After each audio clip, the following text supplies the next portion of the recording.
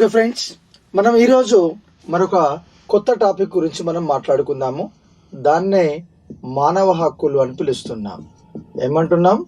మానవ హక్కులు, human rights అనేసి అంటున్నాం. ఎక్కడనైతే ఈ మానవ హక్కులకు ఉల్లంఘన జరుగుతుందో అక్కడ ఉన్నటువంటి వాళ్ళు ఈ మానవ హక్కుల కోసము ఉద్యమాలను కూడా నిర్వహించడం జరిగింది. అంటే ఒక వ్యక్తి అన్ని రంగాలలో అభివృద్ధిని సాధించటానికి అతనికంటూ కొన్ని ప్రత్యేకమైనటువంటి హక్కులు అనేవి ఉండాలి. ఆ హక్కులను వాడు అనుభవించినప్పుడు తప్పకుండా అతడు ఏం చేస్తాడనంటే అభివృద్ధిని సాధించటానికి కృషి చేస్తాడు. కాబట్టి భారతదేశంలోనే కాదు, ప్రపంచంలో ఈ మానవ హక్కుల కోసము అనేక రకాలైనటువంటి ఉద్యమాలు జరిగినాయి. మరి మానవ హక్కుల కోసము భారతదేశంలో కూడా 1993 సంవత్సరంలో మానవ హక్కుల చట్టాన్ని తీసుకురావడం జరిగింది. ఓకే, సో దాని ప్రకారము ఒక పౌరుడు అతడు అంతర్జాతీయ ఒడంబడికలు హామీ ఇస్తున్న వ్యక్తి జీవితము, అదేవిధంగా సమానత్వము మరియు పరువు మర్యాదలకు సంబంధించినటువంటి అంశాలు అన్నీ కూడా మానవ హక్కుల కిందికే వస్తాయి. అంటే 1993లో చేసినటువంటి ఈ మానవ హక్కుల చట్టం, భారతదేశంలో చేసిన మానవ హక్కుల చట్టం ప్రకారం మానవ హక్కులు ఈ పరిధిలోకి ఏ వస్తాయనంటే, మనకు ఎవరైనా సరే అంతర్జాతీయ ఒడంబడిక చేస్తే అది మన హక్కులకు ఉల్లంఘన కలిగించే విధంగా ఉంటే డెఫినెట్గా మనం దాన్ని అపోజ్ చేస్తాం. ఇచ్చినటువంటి హామీలు కూడా మన హక్కులకు భంగం కలిగిస్తూ ఉంటే దాన్ని మనం అపోజ్ చేస్తాం. సో 1993లో భారతదేశంలో హ్యూమన్ రైట్స్ కమిషన్, జాతీయ మానవ హక్కుల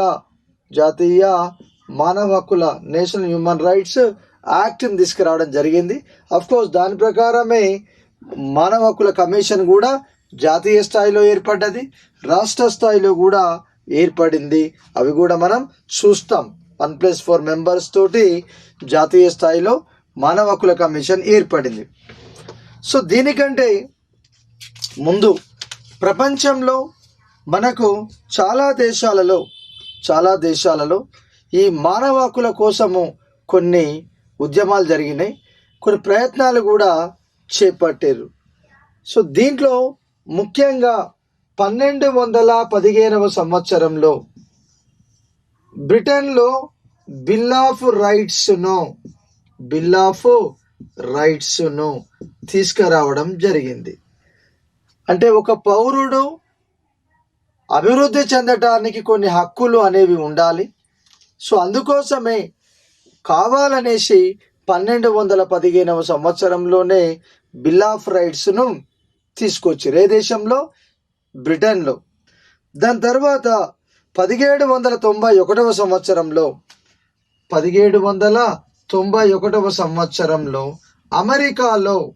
అమెరికా దేశంలో, నీకు 1776లో అమెరికా విప్లవం అనేది వచ్చింది. 1791 సంవత్సరంలో అమెరికాలో పౌరులకు ఉద్దేశించి చేయబడినటువంటి ఇది మ్యాగ్నా కార్టా. ఓకే, ఇదేమో బిల్ ఆఫ్ రైట్స్. ఓకే అమ్మా, సరే. బ్రిటన్లో 1215లో మ్యాగ్నా కార్టాను తయారు చేశారు. అమెరికాలో 1791 సంవత్సరంలో ప్రజల అభివృద్ధి కోసము వాళ్ళు బిల్ ఆఫ్ రైట్స్ను తీసుకొచ్చినారు.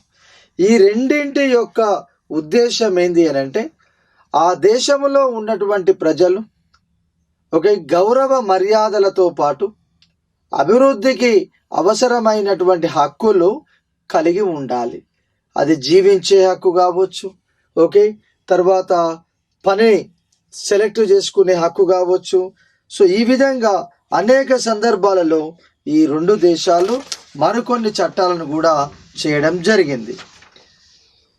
మనకు భారతదేశంలో ఈ మానవ హక్కులకు సంబంధించినటువంటి చారిత్రక నేపథ్యం చూస్తే గతంలో సతీ సహగమనం ఉండేది, మనం ఆల్రెడీ చెప్పుకున్నాం. రాజా రామ్ మోహన్ రాయ్ ఈ సతీ సహగమన వ్యతిరేక ఉద్యమాన్ని నిర్వహించి సక్సెస్ అయినాడు. అంటే భర్త చనిపోతే చితిలో పడుకొని మరణించాలి అంటే మరి ఆమెకు ఏం హక్కులు ఉన్నాయి? బ్లైండ్గా భర్త చనిపోతే ఆమె చితిలో పడుకొని ప్రాణాన్ని వదులుకునే పరిస్థితి. సో అందుకోసమే భారతదేశంలో కొన్ని హక్కులను కాపాడటానికి ఉద్యమాలు జరిగినాయి. అది సతీ సహగమన వ్యతిరేక ఉద్యమం రాజా రామ్మోహన్ రాయ్ కావచ్చు, ఈశ్వరచంద్ర విద్యాసాగర్ వితంతు పునర్వివాహానికి సంబంధించి ఉద్యమం కావచ్చు. ఓకే, అదేవిధంగా బాల్య వివాహాలకు వ్యతిరేకంగా, వరకట్నాలకు వ్యతిరేకంగా ఉద్యమాలు అనేవి జరిగినాయి. అంటే కేవలం మానవ హక్కులు అనేవి కులమత వర్గ లింగ భేదాలు లేకుండా అందరికీ ఉన్నప్పుడు అందరికీ ఉండాలి, అప్పుడే అభివృద్ధి అనేది జరుగుతుంది.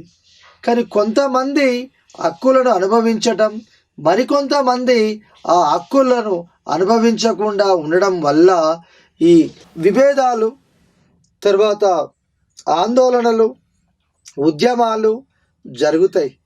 సో భారతదేశంలో గతంలో కూడా ఈ హక్కుల పరిరక్షణ కోసం ఉద్యమాలు జరిగినాయి.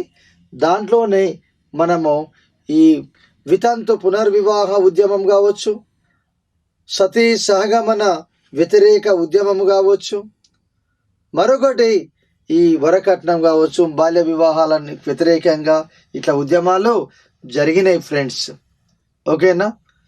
దీని తర్వాత మనకు సార్వభౌమ లౌకిక ప్రజాస్వామ్య గణతంత్ర రాజ్యం అనేది అంటాం భారతదేశంలో.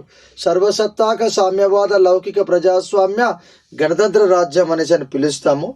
సో ఈ భారత రాజ్యాంగ ప్రకారం ప్రతి ఒక్కరికి కూడా ప్రాథమిక హక్కులను కల్పించటం జరిగింది. అంటే స్వాతంత్రము రావటానికి ముందు హక్కుల కోసం ఉద్యమాలు జరిగినాయి.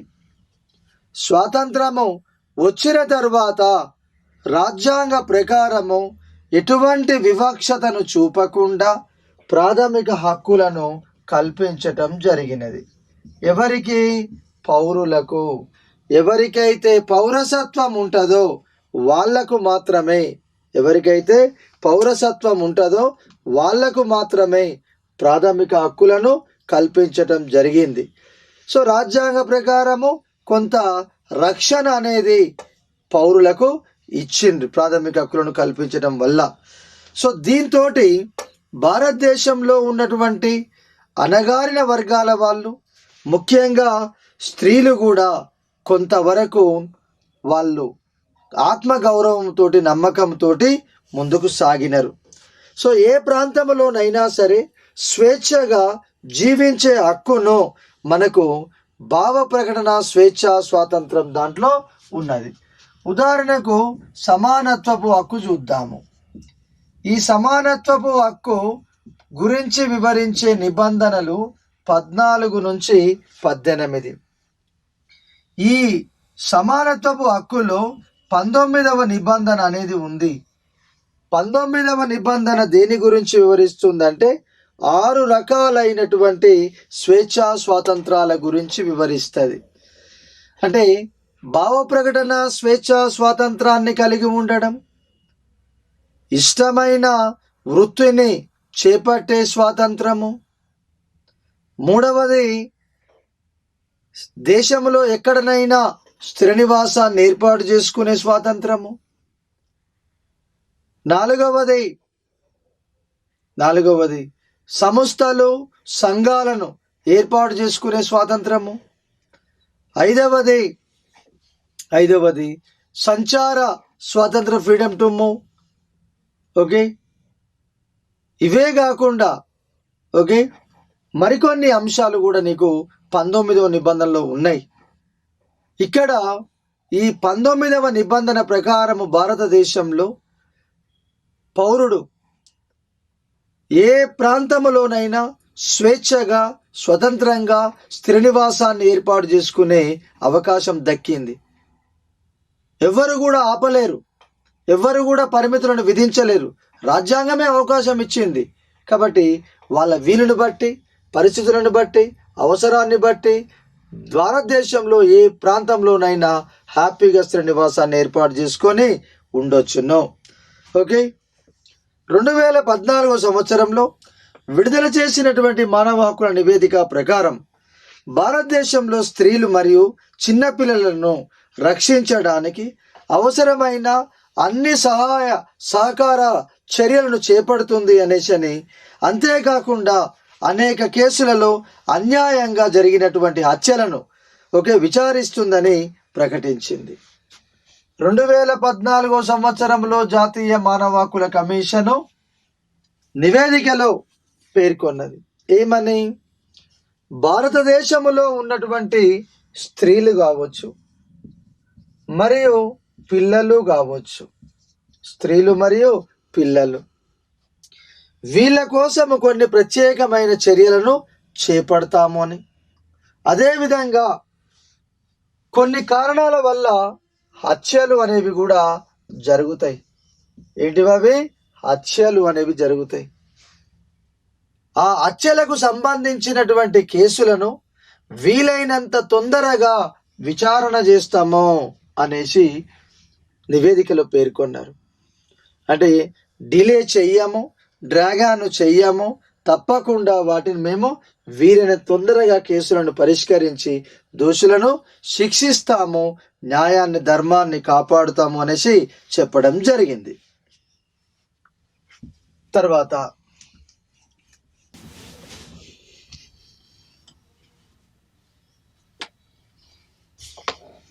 భారతదేశంలో మానవ హక్కుల ఉద్యమాలు,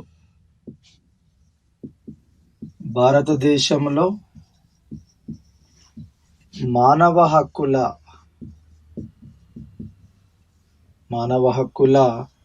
ఉద్యమాలు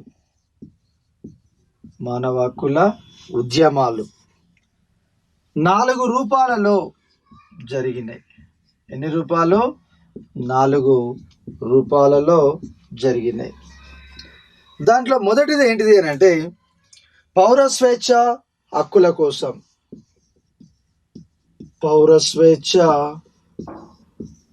హక్కుల కోసం. 2 మహిళా ఉద్యమాలు. ఓకే, మహిళలు ఎందుకు ఉద్యమించారు? హక్కుల కోసమే. 3వది రైతుల ఉద్యమాలు. 4వది దళిత ఉద్యమాలు. ఓకే, భారతదేశంలో ఈ మానవ హక్కుల ఉద్యమాలు వివిధ రూపాల్లో జరిగినాయి. దాంట్లో ఫస్ట్ది పౌర స్వేచ్ఛ హక్కులు అని అంటున్నాం. పౌరులకు వివిధ రకాలైనటువంటి స్వేచ్ఛ, స్వాతంత్రము అనేవి ఉన్నాయి. ఈ సమాజంలో ఉన్నటువంటి నిమ్న వర్గాల వాళ్ళ పైన అగ్ర కులాల వాళ్ళు ఆధిపత్యాన్ని చెలాయించిండ్రు. ఈ నిమ్న వర్గాల వాళ్ళ స్వేచ్ఛ స్వాతంత్రాన్ని హరించిండ్రు. ఎవరు వాళ్ళు? ఉన్నత వర్గాల వాళ్ళు. ఎవరు వాళ్ళు? ఉన్నత వర్గాల వాళ్ళు. కాబట్టి ఈ నిమ్న వర్గాల వాళ్ళు ఏం చేసిండ్రు? తమ స్వేచ్ఛ హక్కుల కోసం ఉద్యమాలను చేయడం ప్రారంభించినారు. అరే, ప్రతి పౌరునికి స్వేచ్ఛ ఉండాలి, స్వాతంత్రం ఉండాలి, అప్పుడే అభివృద్ధి అనేది జరుగుతుంది. స్వేచ్ఛ స్వాతంత్రాలు లేనప్పుడు అభివృద్ధి అనేది జరగదు, కొత్త ఆలోచనలు అనేవి పౌరునికి రావు. కాబట్టి భారతదేశంలో ఈ మానవ హక్కుల ఉద్యమాలను మొట్టమొదటిది ఏ రకంగా చూస్తామంటే పౌర స్వేచ్ఛ హక్కుల కోసము జరిగిందిగా చెప్తాం. 2వది మహిళా ఉద్యమాలు, ఉమెన్ మూమెంట్స్. సమాజంలో సాంఘిక దురాచారాలు ఉన్నాయి, ఆ సాంఘిక దురాచారాలలో మహిళలకు సంబంధించినవి కూడా కొన్ని ఉన్నాయి. అవే వరకట్నం కావచ్చు, సతీ సహగమనం కావచ్చు, ఓకే. తర్వాత భర్త చనిపోయినటువంటి వాళ్ళు జీవితాంతము ఓకే ఒక విధవలాగా ఉండాలి. సో ఈ రకమైనటువంటి కొన్ని దురాచారాలు భారతీయ సమాజంలో ఉన్నాయి. సో వాటిని రూపుమాపడం కోసం మహిళలు కూడా పెద్ద ఎత్తున ఉద్యమం చేసిండ్రు. ఇబ్బంది పడుతున్నది మహిళలే కాబట్టి మేము మగవాళ్ళతో పాటు సమానంగా ఉండాలి, కాబట్టి మాకు తప్పకుండా హక్కులు అనేది కావాల్సిందే అనేసి వాళ్ళు పెద్ద ఎత్తున ఉద్యమం చేసిండ్రు మానవ హక్కుల కోసం. ఓకే, ఒకవైపేమో ప్రజలు స్వేచ్ఛ హక్కుల కోసము ఉద్యమాలు చేసిండ్రు, రెండవ రకమేమో మహిళా ఉద్యమాలు. అంటే సమాజంలో మహిళలు కొన్ని సమస్యలను ఎదుర్కొంటున్నారు కాబట్టి, అవమానాలకు గురవుతున్నారు కాబట్టి వాళ్ళు కలిసి ఉద్యమాలు చేసిండ్రు హక్కుల కోసము. మూడవది రైతుల ఉద్యమాలు. రైతులకు కూడా సమాజంలో అన్యాయం జరుగుతుంది. సమాజంలో ఉన్నటువంటి కొంతమంది పెద్దవాళ్ళు, అదేవిధంగా దళారీలు రైతులను దోపిడీ చేస్తున్నారు. సో ఈ రైతులు తమ హక్కులను సాధించుకోవటానికి వాళ్ళు ఉద్యమాలు చేశారు హక్కుల కోసం. అంటే మద్దతు ధర కోసం కావచ్చు, తర్వాత ప్రభుత్వం చేసేటటువంటి రైతు వ్యతిరేక చట్టాల కోసం వాళ్ళు ఉద్యమాలు చేస్తారు. అంటే ఏ కోణములోనైనా సరే రైతుల హక్కులకు భంగము కలిగితే తప్పకుండా ఆ రైతులందరూ ఒకటై ఉద్యమిస్తారు. దాన్నే మనం రైతు ఉద్యమాలు అనేసి అంటున్నాం.